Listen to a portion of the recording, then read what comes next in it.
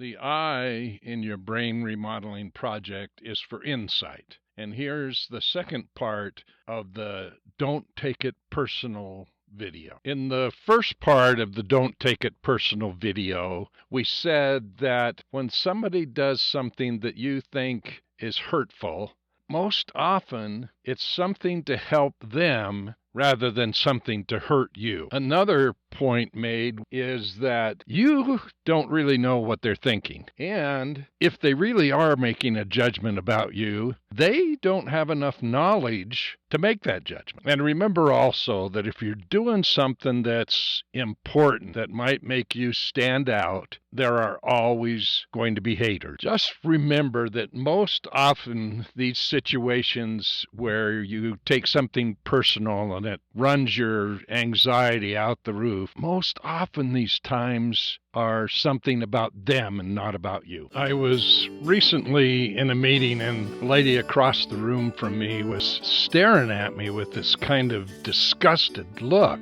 and I gestured back this questioning look. Later at the end of the meeting, she came up to me and said, "I'm sorry, I wasn't staring at you. I was just off in space somewhere." So, first of all, it's better to assume, and probably true, that they're not even thinking about you. A lot of the things you take personally, and they're just your imagination, your brain working overtime. In these cases, the best thing for you to do is to take a deep, deep breath and blow it away, both the breath and the offense. Now, what if it is directed at you? Well, you need to figure out how much of what they're saying about you is true. You can do a couple of things. If you journal it, write down about the situation, and then review that, you might actually pick up something that you didn't know about yourself before and make some corrective actions. Or you can involve your band, your support group, and maybe they can help you figure out how much of it is true. And again, if they say, well, there's some truth to that, you might want to think about it, and hey, maybe you can change something. Now, if it is something about you, first of all, give yourself a little empathy. We all have areas in our lives that we need to correct to be better people. So just give yourself some empathy.